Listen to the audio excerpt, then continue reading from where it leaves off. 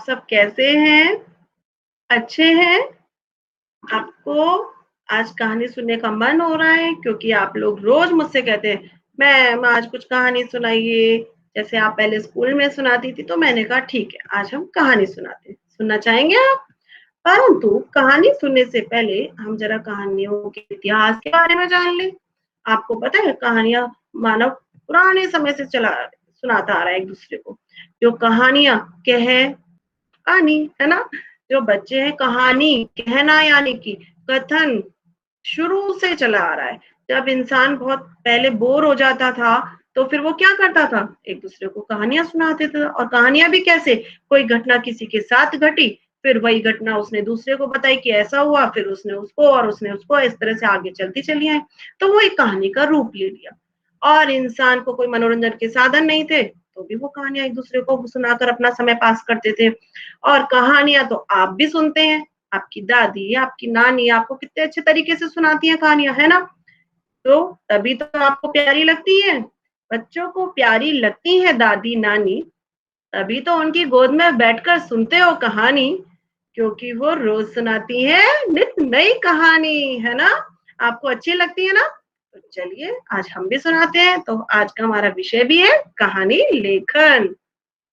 जो कहानी जो सुनाना है, उसका उद्देश्य मनोरंजन तो है ही है, साथ में ये भी है कि हम क्या समझ सकें, उस समय के सामयिक जीवन को समझ सकें, उसकी भूमिका को देखने, पात्रों के बारे में जानने के लिए भी और उस समय कैसी परिस्थितियाँ थीं, इसके लिए भी कहानियाँ क्या होती हैं, मानव एक-दूसरे को बताता है ना? आप भी तो देखिए, आपके अपने पसंदीदा अभिनेता-अभिनेत्रियों के बारे में, उनके विषय में सब पढ़ते हैं, उनकी कहानियाँ सब देखते हैं, क्यों?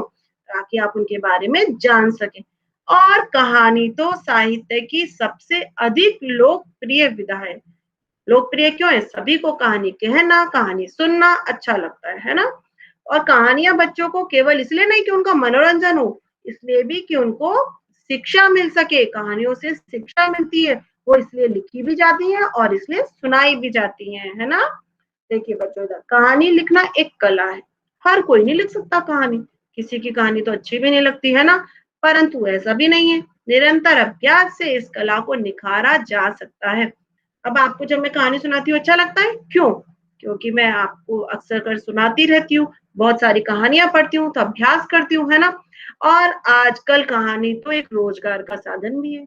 आप कितनी सारी किताबें कहानी की खरीदते हैं, वो किसी न किसी लेखक ने लिखी हैं और उनको फिर उनसे कमाई हुई है ना? लिखने के भी मिले और ये छापने वाले को मिले, बुक बेचने वाले को भी मिले, ठीक है? कहानियाँ होती हैं अनेक प्रकार की, जैसे कि परियों की कहानी आती है ना, लड़कियों को बहुत पसंद होती है। पशु-पक्षी की कहानी छोटे बच्चे कितने मज़े से सुनते हैं। शेर, हाथी, गीदड़, लोमड़ी, जादू की कहानियाँ, ये कितनी अच्छी लगती है, एकदम रहस्यमय भरी। अब क्या होगा, कैसे हुआ, है ना? साधु-संतों की कहानी जिनसे हमें भक्ति की कुछ प्रेरणा मिलती है। राजा-महाराजा की, अकबर, बीरबल और विक्रमादित्य, है ना? बेताल, ये सब आप सबको कितनी पसंद है। फिर देखते हैं, कहानी लिखते समय हमें निम्न बातों पर ध्यान देना चाहिए। ये ध्यान से सुनना बच्चों, क्योंकि आपको अपनी किताब में कहानी लिखनी है।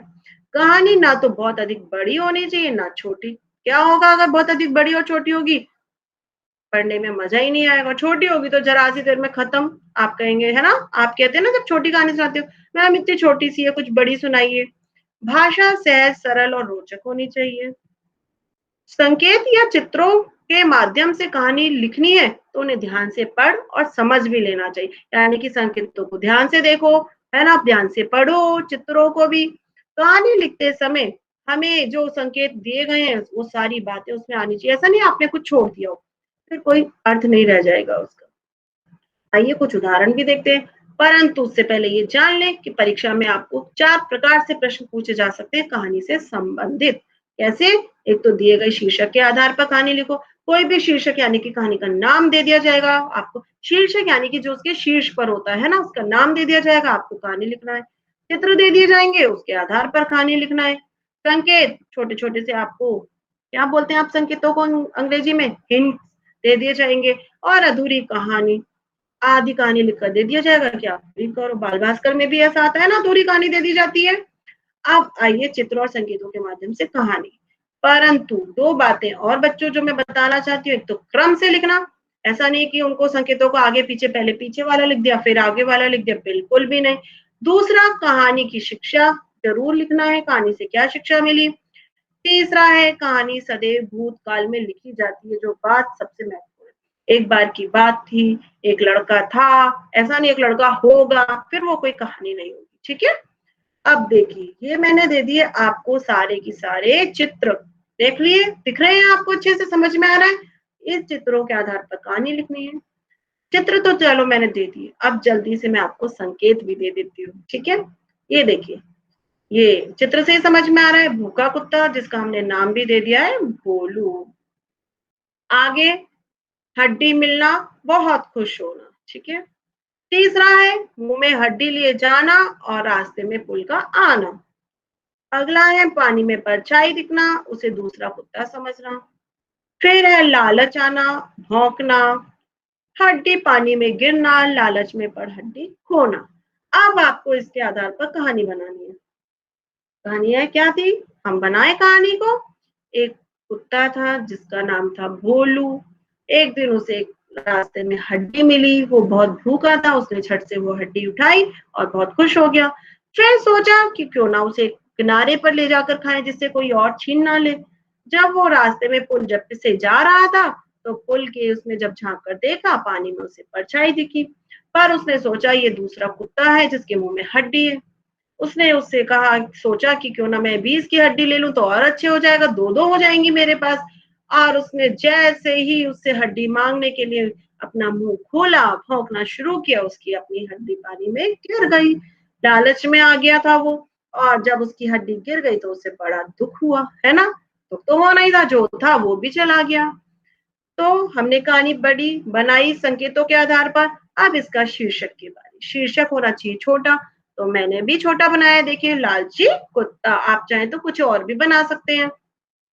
फिर है कि हमें लालची नहीं बनना चाहिए, जो हमारे पास है हमें उसी में संतुष्ट रहना चाहिए।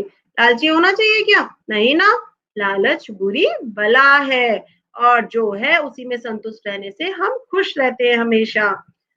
शब्द सीमा, बच्चों अगर आपको कहानी बनाने के लिए आ जाए और जितने शब्द दिए जाए उतने में ही बनाना, या फिर आप चाहें तो कहानी इससे ज्यादा बड़ी ना करें, 20-22 पंक्ति तो बहुत है, इसलिए आप थोड़ी छोटी भी लिख सकते हैं जितना पूछा जाए, है ना? मैंने बताया था ना चित्रों के आधार पर भी कहानी आ सकती है। अब आप ये चित्र देखिए और कहानी बनाइए। मैं आपको सिर्फ थोड़े से संकेत दे रही हूँ, बाकी कहानी आप स्वयं बनाइए। जैसे कि ये देखिए, एक लड़का बहुत अच्छे से मजे से गहरी नींद में सो रहा था, बिल्कुल निश्चिंत होकर सब चीजों से, और मीठे मीठे सपने देख रहा था। उसका अलार्म बजा पर वो नहीं सुन रहा था, देखिए अलार्म भी बज रहा है ना, बिल्कुल नहीं जाग रहा था। उसकी मम्मी आई, उसकी मम्मी ने उसे जबरदस्ती उठाया और कहा, घड़ी में समय देखिए क्या हो रहा है, आपके स्कूल को देर हो रही है। अब वो तुरंत उठा, हड़बड़ाकर जल्दी-जल्दी तैयार हुआ। उसका कुछ सामान भी छूट गया घर पर, लेकिन उससे भी ज़्यादा बड़ी बात कि उसकी बस छूट गई और स्कूल जाने में हो गई देर। जब बस छूट गई, वो वहीं बस स्टॉप पर बैठकर उदास हो गया। क्यों? क्योंकि उसकी आज परीक्षा थी, अब वो परीक्षा भी नहीं दे पाया और घर जाएगा तो उसको डाँट भी पड़ेगी। फिर उसने सोचा कि अब मैं कभी भी देर नहीं करूँगा, मुझे समय पर उठना चाहिए, क्योंकि समय पर सारे काम करने से कोई भी काम नहीं बिगड़ता, सब काम अच्छे हो जाते हैं। तो इस कहानी से हमें क्या शिक्षा मिली? समय पर सारे काम करने चाहिए। अब है आपके पास एक और कहानी, अब आपको जो बनानी है आराम से, देखिए कितनी आपकी अभ्यास हो रहा है ना कहानी का अच्छे से। एक मैंने बताई, एक 2 आपकी पुस्तक में है। ये देखिए ये कहानी दिख रही है आपको बच्चों? इसमें भी आपको खुद लिखना है, सिर्फ मैं बता दे रही हूँ। ये देखिए पिंजरे में एक तोता है और एक लड़का उसके पास खड़ा है, उससे बातें कर रहा है। तो इसमें लिख सकते हैं ये चित्र एक बगीचे का है, जिसमें एक लड़का, आप चाहें तो उसका नाम भी दे सकते हैं। मान लीजिए मैंने दे दिया सोहन। तो सोहन के पास एक पिंजरा है जिसमें एक तोता है, उसने तोते को पाल रखा है, वह तोते से बातें कर रहा था। उसने जल्दी में उसका पिंजरा खुला छोड़ दिया और उस तोते से कहा, तुम्हें भूख लगी होगी, चलो मैं तुम्हारे लिए कुछ खाने को लेकर आता हूँ, तब तक तुम यहीं बैठना। परंतु जब वह वापस लौट कर आया, उसने देखा पिंजरा खाली था, तोता उड़ गया था।